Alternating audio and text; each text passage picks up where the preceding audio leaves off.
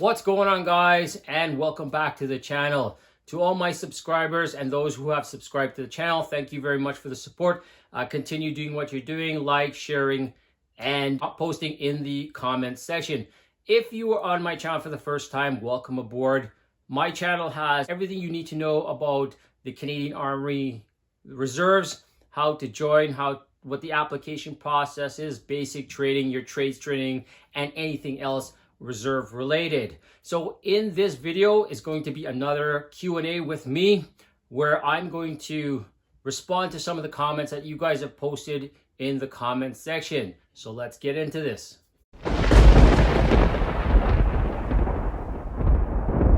All right, first question, and I get this question a lot. Am I too old or am I too young to join the Army Reserves?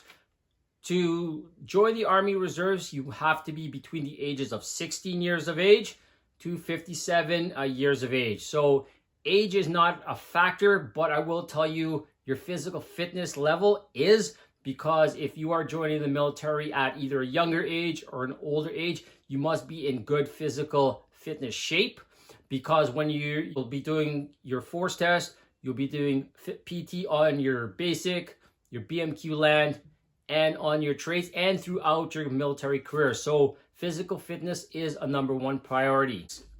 Next question. Is there a weight and height requirement to join the Army Reserves? The answer to that is simple. No, there is not. It doesn't matter how tall or how short you are. Basically, physical fitness is going to be your #1 priority. Get into shape before you join the Army Reserves. All right. What about facial hair? So I do get this question asked a lot. When you are a new recruit, you will be clean shaven at all times. Through your BMQ land, and into your trades training, you will be always clean shaven. Once you've completed your trades training, you are authorized to grow a beard, but it has to be nice and neat and kept in proper condition. The only time you are allowed to have a beard on any course is for religious reasons. So you must have a note from your priest or your pundit or whomever your religious leader is. You must have proper documentation to be given to your core staff to have a beard on your face. All right, so another question that I get asked a lot: am I allowed to have tattoos and piercings when I'm applying to join the Army Reserves or on basic training?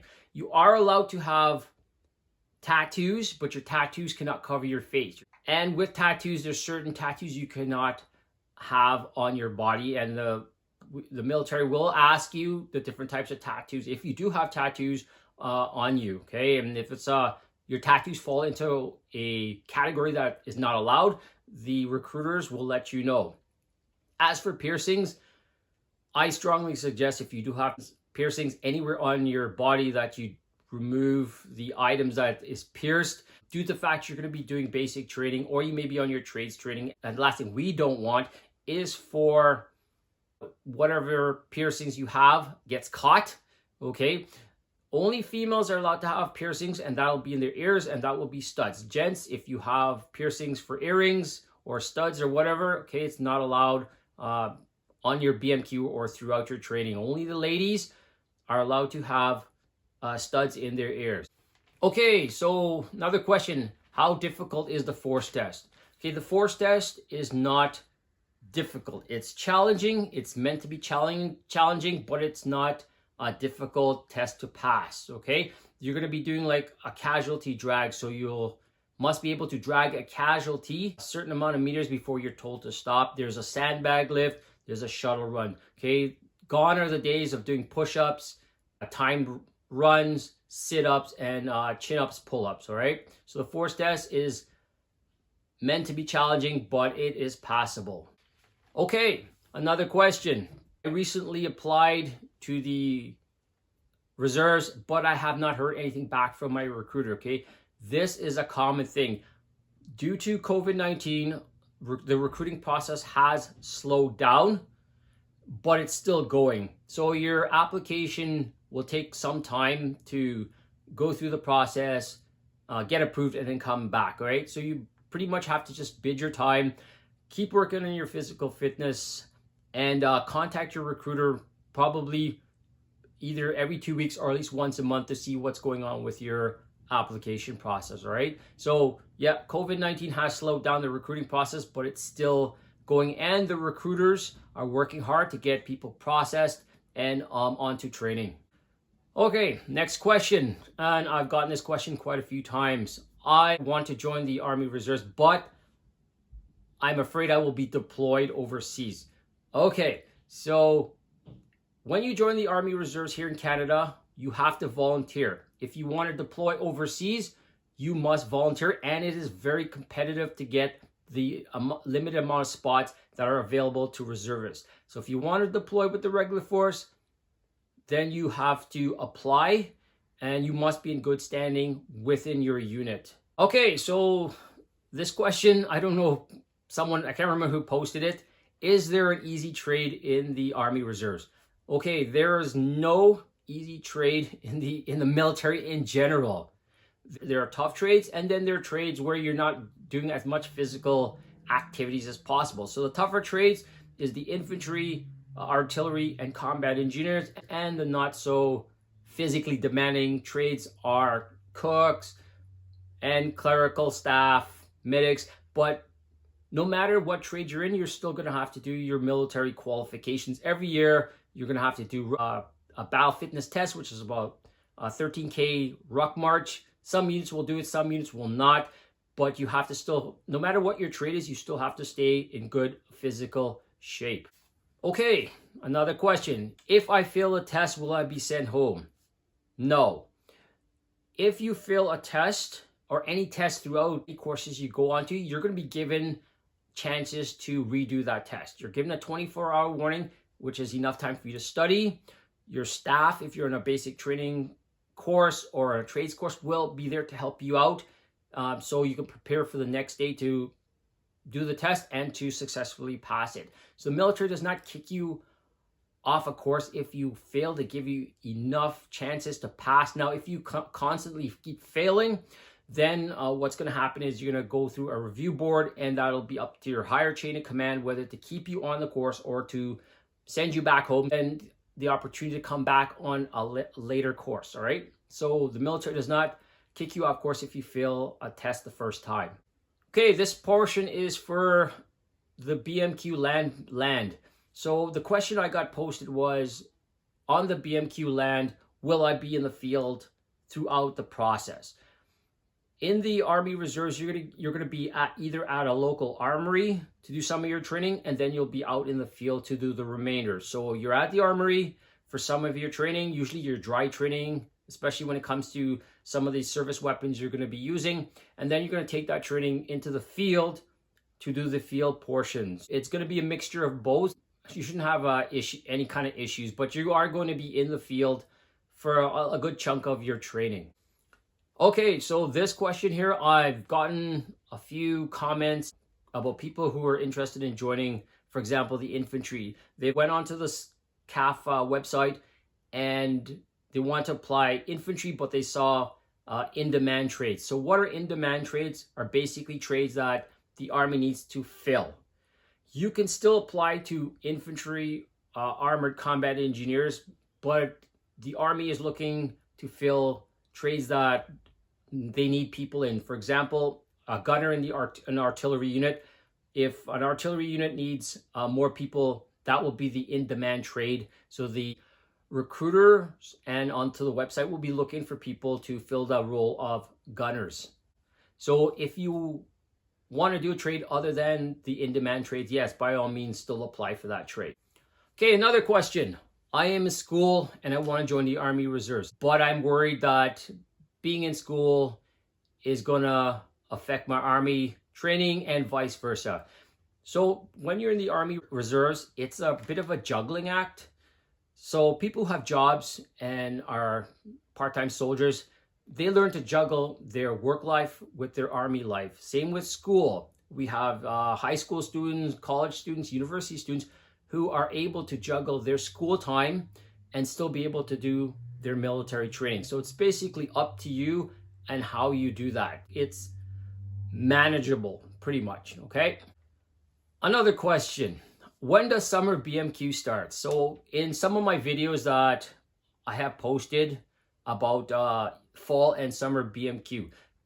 For summer BMQ, it starts around May. So in the May month, throughout the summer, the military will run back-to-back BMQ courses. And that could be either at your local armory or one of the Army training bases. So BMQ starts from May and it'll run all the way to August. So there's going to be different courses. And depends on your area, you might have more courses in one area and less courses in the other. What you need to do is reach out to your chain of command and get more information about that. Okay, so this question, which I received about a month ago, someone asked, what is the longest Army Reserve DP1 course? I thought at the time was combat engineers because our course is about 10 or 12 weeks, but the Army communications course is actually a lot longer. I think it's the longest course in the Army Reserves, and I believe it's 14 or 16 weeks long. So if you are looking to join the communications reserves, that course, your trades course, is going to probably be the longest, and then behind that is the combat engineers. So those are the pretty much the two longest courses that you can do as an Army reservist. Okay, next question. Do we get this fire or service rifle? Absolutely. Actually, on your BMQ, you will be doing a range weekend. So midway through your BMQ, after you've completed your test on your service rifle, basically you need to know how to strip and assemble your rifle, carry out any types of immediate actions, i.e. if you're, for example, if your weapon jams, you have to correct that. Once you pass that test, a few weeks later, you're going to go on to a range. And on the range, you're going to do your PWT1, which is your Personal Weapons Test Level 1. And usually all BMQ recruits will do that PWT1, and that's just to get you qualified on firing your weapon, aiming at a target, and getting a good score. And after that, it's going to be throughout your military career. Okay, another question. How difficult is the officer training? Okay, so I really don't know a lot about what the officers go through. I know their courses are very difficult and they're longer. So I will get some information for you guys. I will do a video on the different types of courses that the officers have to take, and just pretty much just basically look forward to that. Once I get the information, I will do a video for how long the officer courses are and how, the difficult it is. All right, another question. What is the length difference between a regular force BMQ and a reserve force BMQ? So the regular force BMQ is actually 10 weeks long. In one of my videos, I said 16 weeks. That is going back years ago. They probably reduced it. Now the Reg Force BMQ is actually 10 weeks long, and the reserve BMQ is 23 days long compared to 28 a few years ago. Okay, so those are the pretty much the length of both courses. All right, so this question I get a lot. Since I started this channel, a lot of people have been asking me, hey, what's going on with the equipment update videos that you first started off with, but we haven't seen any. So those videos are coming.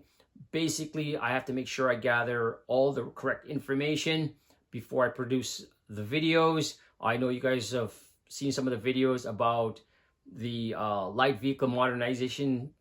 So I will be doing videos for that, about some of the competing companies. Basically, I will get their vehicles, gather all the information. I will do videos on each vehicle. And another question I get asked, what are the different types of benefits that are available to Army Reservists? So the benefits available to Army Reservists are your medical, dental, your eyes. Basically, you will pay for those bills, and then the Army will reimburse you once you submit a form.